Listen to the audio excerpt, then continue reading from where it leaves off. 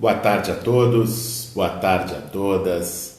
Estamos iniciando mais uma edição do nosso Café com Bolos, aqui para comentar hoje os assuntos dessa semana.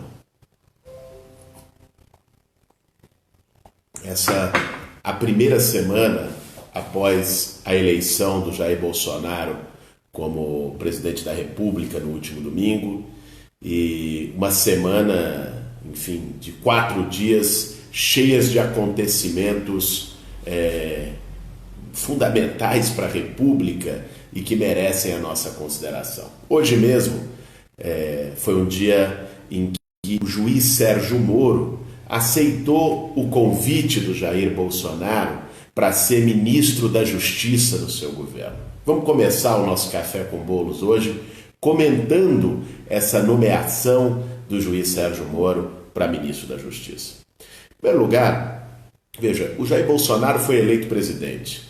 A partir daí ele pode indicar quem ele queira como ministro. O Sérgio Moro pode abandonar a magistratura, como anunciou que vai fazer, e ser ministro da Justiça do governo Bolsonaro. O problema não é esse. Até aí não há problema nenhum, há normalidade.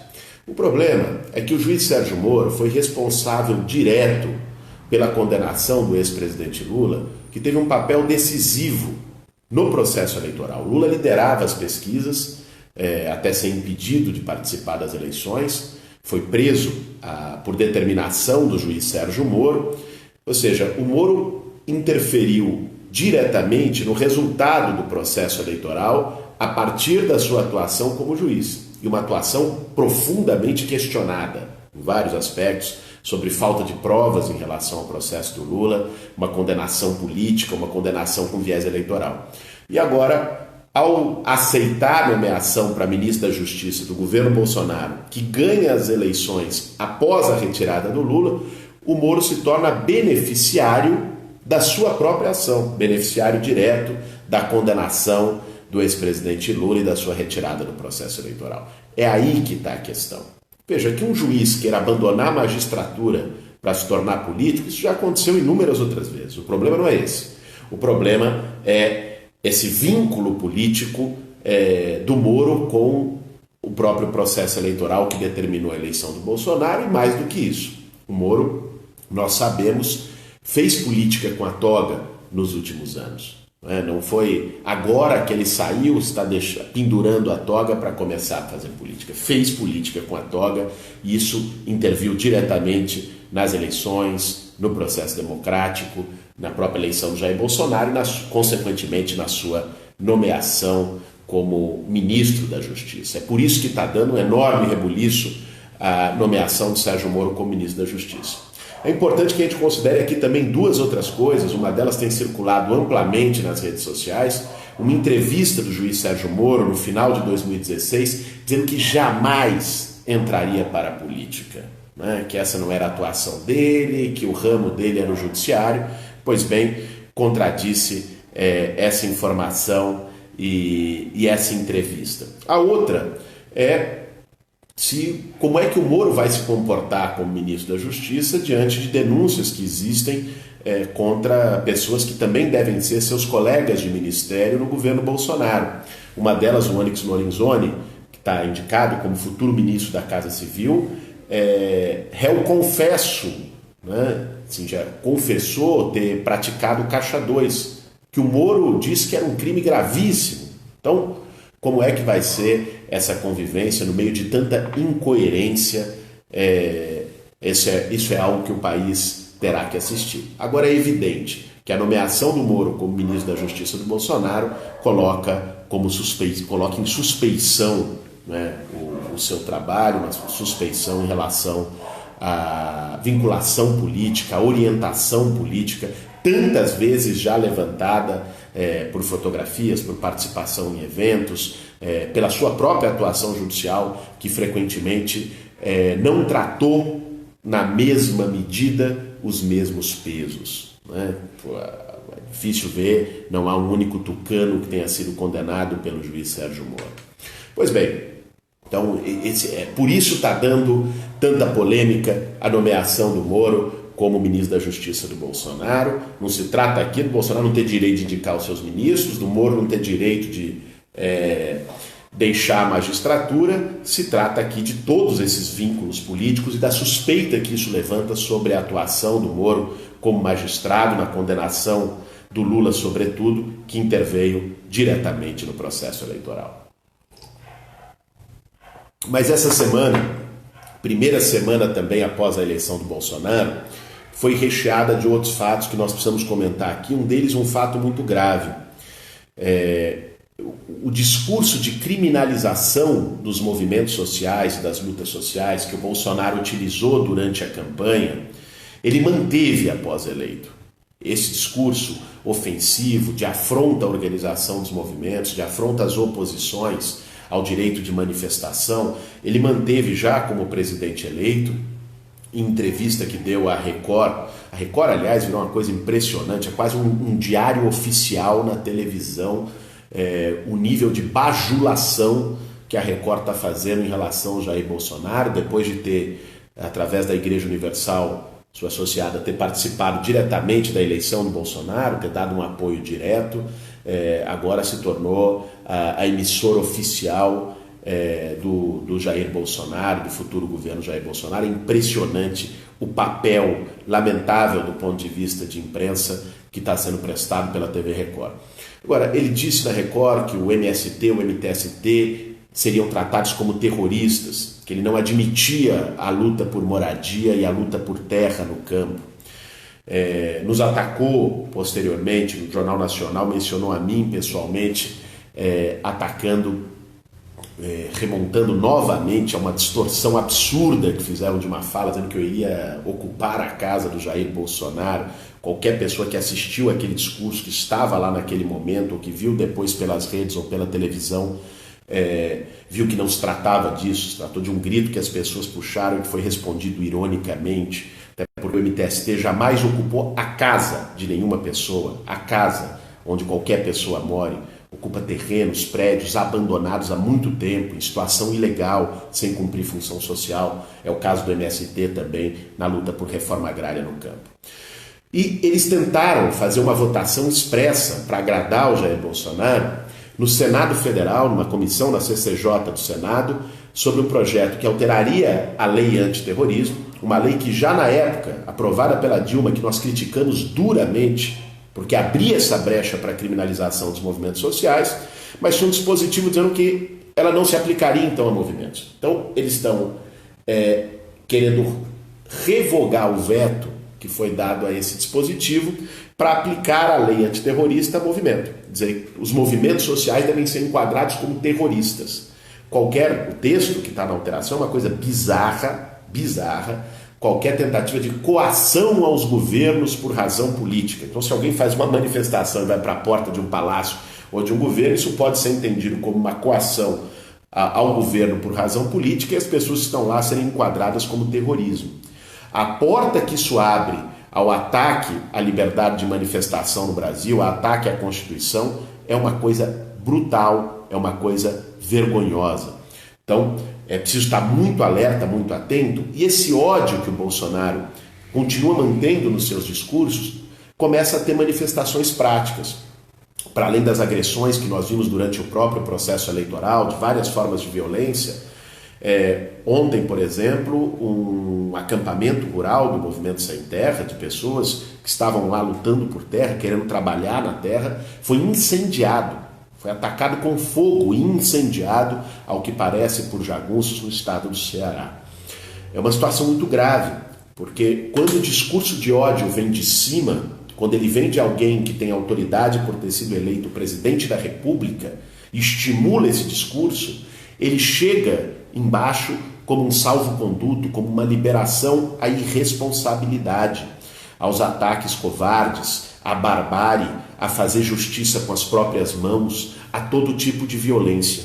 E é isso que nós temos que ser capazes, num momento como esse, de evitar, criando uma rede de proteção aos movimentos sociais, uma rede de solidariedade aos movimentos sociais, que nós estamos dialogando já com vários movimentos para construir, do ponto de vista jurídico, do ponto de vista da comunicação, com apoio de figuras, de intelectuais, de artistas, não é possível que se tente criminalizar e desmoralizar a luta do movimento social como estão fazendo agora. Aliás, é uma ignorância histórica que não compreende que boa parte das conquistas democráticas, das conquistas de direitos sociais que nós temos, foram obtidas pelo movimento social no nosso país. Então é muito importante nesse momento fazer essa defesa. Essa tentativa de alteração na lei antiterrorista é uma bizarria e ela vem junto com várias outras provocações que têm sido feitas contra movimentos sociais, contra suas lideranças, vários tipos de ataques. Inclusive na terça-feira, numa manifestação convocada pela Frente Povo Sem Medo em São Paulo, nós tivemos 4 adolescentes que foram presos após o encerramento das manifestações, então ainda continuam presos. Hoje a Frente Povo Sem Medo soltou uma nota. Esperamos a liberação mais rápida desses jovens que foram detidos na Fundação Casa em São Paulo por estarem participando dessa manifestação. Ou seja, lutar não é crime, lutar por direitos sociais não é crime. E nós não podemos admitir que o discurso de violência prevaleça. Aliás, é um discurso também que parte da incompreensão do que é o movimento social.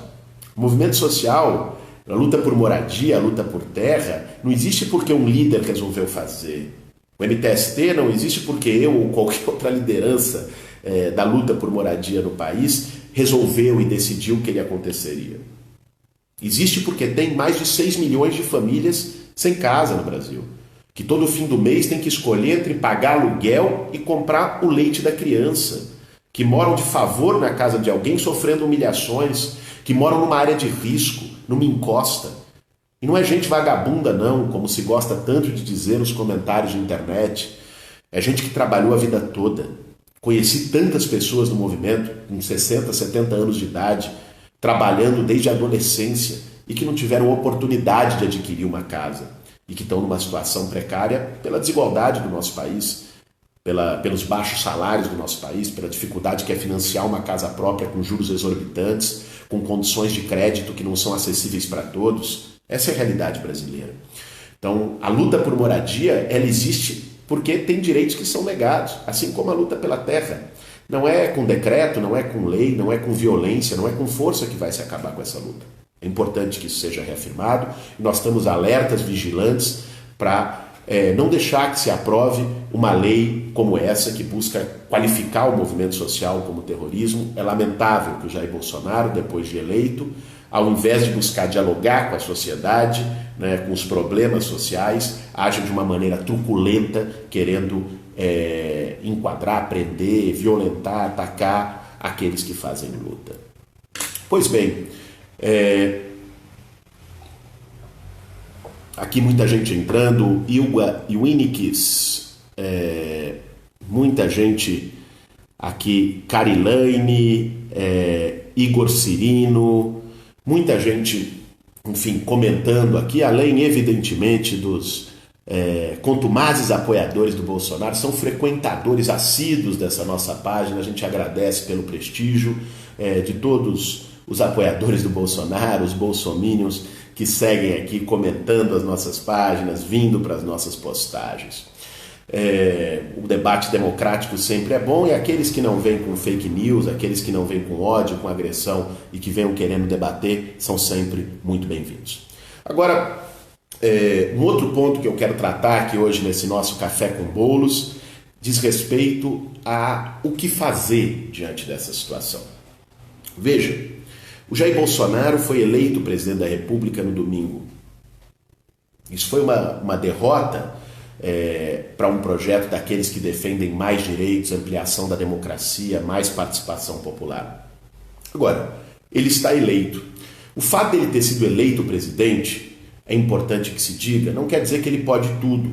Um presidente pode bastante coisa, mas não pode tudo. Ele não foi eleito ditador, ele não foi eleito imperador. Um presidente tem a responsabilidade de seguir a Constituição, de respeitar o direito à manifestação, a liberdade de imprensa e não atacar os jornais que se opõem a ele ou que fazem considerações críticas a ele, a liberdade de expressão de todo tipo, e não querer silenciar e estimular perseguição a professores nas universidades e nas escolas. Isso é um escândalo. Tentaram novamente essa semana colocar o projeto Escola Sem Partido em pauta. Importante que a gente diga aqui, não se trata de escola sem partido, até porque ninguém está defendendo escola partidarizada.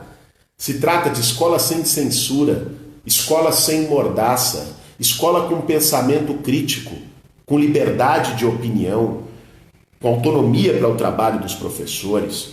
Isso é fundamental, né? E é importante que se preserve, por isso nós somos contra o dito projeto Escola Sem Partido, que na verdade quer estabelecer censura, pensamento único e acrítico nas escolas brasileiras e nas universidades. Está havendo uma resistência importante nesse âmbito. E quando a gente fala de resistência, é importante esclarecer aqui, durante segunda, terça-feira, houve uma onda de fake news nos grupos ligados ao Jair Bolsonaro, dizendo que nós não aceitávamos o resultado da eleição. Foi uma mentira. Quem não aceitou o resultado das eleições foi o Aécio Neves em 2014. Nós não somos o Aécio Neves. Nós aceitamos o resultado das eleições. Agora, isso não quer dizer que nós não podemos fazer uma oposição democrática e questionar as posições do governo eleito, né? Jair Bolsonaro, logo eleito, começou a falar o Paulo Guedes em reforma da Previdência, teve essa indicação do juiz Sérgio Moro, o ataque aos movimentos sociais, a tentativa de aprovar a escola sem partido, né? Um presidente precisa saber respeitar as oposições e o posicionamento das oposições. Isso é importante. Não dizer que elas têm que ir para o exílio, para a cadeia, para a ponta da praia, numa alusão à prisão e tortura. Agora vejam, nisso nós temos um desafio muito grande, e é isso que eu quero dialogar com vocês aqui no nosso Café com Bolos. Nós precisamos construir uma frente ampla pela democracia no nosso país. Democracia não é apenas ter eleições de 4 em 4 anos. Este é um elemento importante da democracia que deve ser respeitado. Mas democracia também é respeito aos valores democráticos, às liberdades democráticas. Isso efetivamente está em risco no nosso país, está em jogo no nosso país. Quando se atacam movimentos sociais, quando se diz que o opositor tem a cadeia e o exílio como opção, né? Quando se impõe a violência como solução para todos os problemas, quando se questiona liberdade de imprensa e liberdade de manifestação, essas são posições que são antidemocráticas. E nós vamos precisar construir uma frente ampla pela democracia no nosso país. Esse é o desafio que está colocado. Uma frente que seja feita, né, sem preciosismos, né, sem mandonismos e sem tentativa de construir hegemonia de um setor ou outro, porque senão ela não vai acontecer. Ela não será ampla e não irá acontecer, né, sendo hegemonizada por um partido ou por uma figura ou quem quer que seja. É uma frente que tem que ter a capacidade de aglutinar todos aqueles que estão preocupados com a situação da democracia no Brasil. Esse é o objetivo que nós temos nesse momento.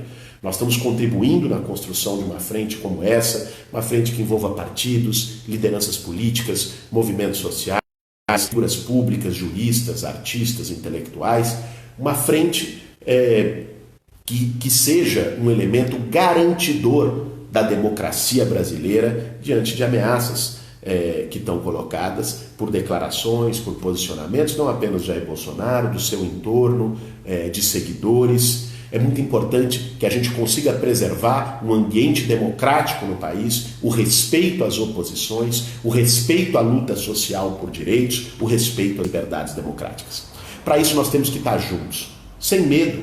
É preciso num momento como esse ter coragem, é preciso num momento como esse ter a convicção para não abrir mão dos nossos sonhos, não desistir dos nossos sonhos.